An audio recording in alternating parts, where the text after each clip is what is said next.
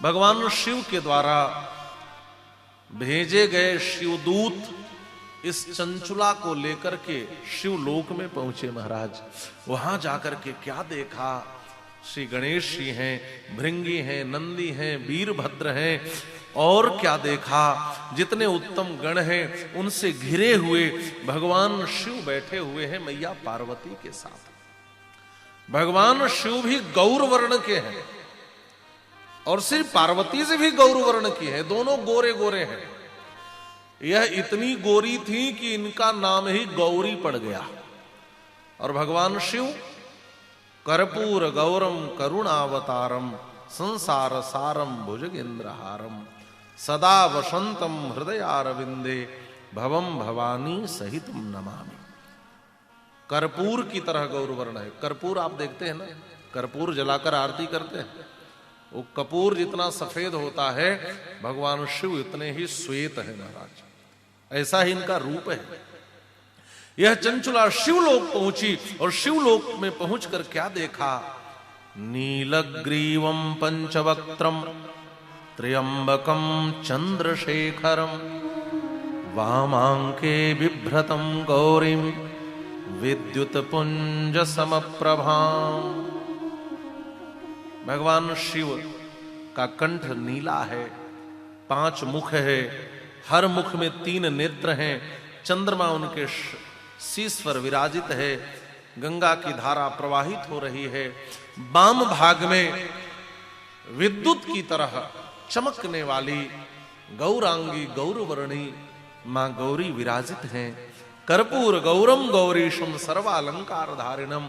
भगवान शिव और पार्वती के इस दिव्य स्वरूप का दर्शन किया और दर्शन करते ही चंचुला के आंखों से झरझर झरझर आंसू गिरने लगे। देखो तो मेरी जैसी पाप चारिणी भी आज शिव कथा श्रवण के कारण पाप मुक्त होकर भगवान शिवा शिव का दर्शन पा रहा है।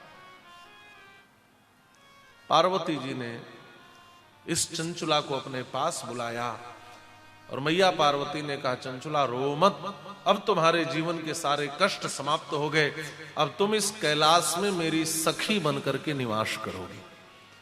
भगवती पार्वती ने इस चंचुला को अपनी सखी बना करके रख लिया, लेकिन चंचुला दुखी रहती थी।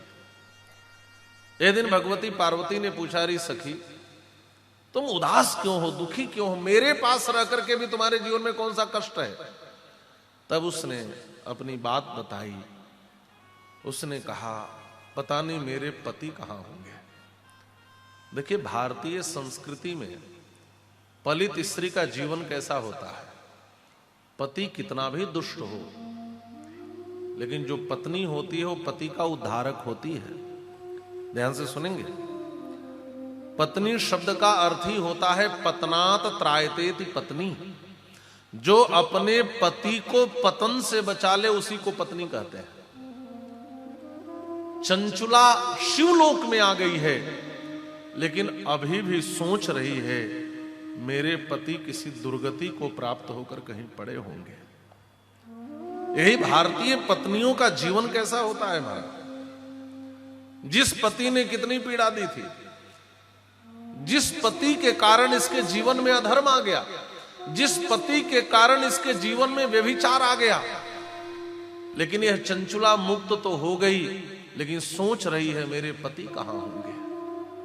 आपने भागवत की कथा सुनी होगी, जिस हिरण्यकशिपु ने प्रहलाद को कष्ट देने में कोई कसर नहीं छोड़ा। जब भगवान नृसिंह ने हिरण्यकशिपु का वध किया, प्रहलाद जी को गोद में बिठाया और प्रहलाद जी को पुरस्कृत करके जब जाने लगे तो प्रहलाद जी ने हाथ जोड़कर कहा, प्रभु एक बात पूछूं। कहा मेरे पिता की दुर्गति न हो, ऐसी कृपा कर दो।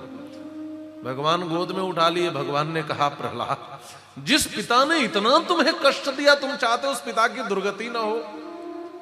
प्रहलाद जी ने कहा, प्रभु है तो मेरे पिता है, मेरे पिता को क्षमा कर दो और उनकी दुर्गति ना हो। प्रहलाद की इस पितृ भक्ति को देख करके भगवान पिघल गए महाराज। भक्त का जीवन ऐसा ही होता है, भारतीय पुत्र का, भारतीय पत्नियों का ऐसा ही जीवन होता है। पिता ने पीड़ा देने में कोई कसर नहीं छोड़ी, ऐसे पिता के लिए भी प्रहलाद ने प्रार्थना की है। और शिव पुराण के इस महात्म्य की कथा में जिस पति ने पाप में झोंक दिया अपनी पत्नी को, आज चंचुला कहती है पार्वती जी से कि कुछ भी करके मेरे पति का उद्धार कर दो। हूं तो उनकी पत्नी, मेरा मन उदास रहता है, जाने कहां होंगे वो। तब पार्वती जी ने ध्यान लगाकर देखा और कहा, री चंचुला दुखी मत हो, तुम्हारे पति तो बड़े पापी थे और पिशाच बनकर के विंध्य पर्वत में भटक रहे हैं, लेकिन चिंता मत करो, तुमने उनकी मुक्ति की प्रार्थना की है तो मैं उनकी मुक्ति भी कराऊंगी। जैसे भगवान नारायण का गुणगान करते हुए देवर्षि नारद हमेशा घूमते हैं, वैसे तुम्बरु नाम के गंधर्व शिव लोक में भगवान शिव का गुणगान करते हैं। ये तुम्बरु इनका नाम है। पार्वती जी ने इस तुम्बरु गंधर्व को बुलाया है और बुला करके कहा, देखो जाओ उस पिशाच की मुक्ति कराओ। और जब तुम्बरु जी पहुंचे तो बड़ा भयानक था महाराज। ये पापी जल्दी पापी का पाप कथा सुनने नहीं देता, इतना आसान नहीं है कथा सुनना। हाँ, ऐसर आवत अति कठिनाई, राम कृपा बिनु आई न जाई। अरे बहुत से लोग पांडाल में आएंगे, आकर के भी लौट जाएंगे। ये पाप जो है खींचता है महाराज, ये पाप खींचता है, ये पांडाल तक आने ही नहीं देता। आपके पाप की इतनी प्रबलता होती है कि आपकी मन ही कथा में नहीं लगने देगा।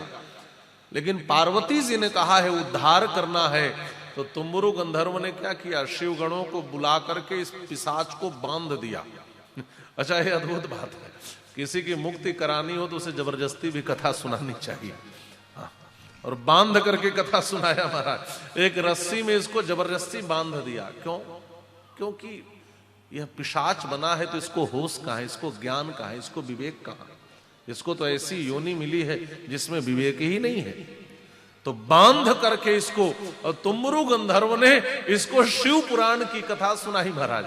और शिव पुराण की कथा का फल क्या हुआ, कहा यह विंदुक ब्राह्मण जो पिशाच बन गया था, यह शिव कथा के प्रभाव से मुक्त होकर के यह भी चंचुला के पास शिवधाम को प्राप्त हो गया।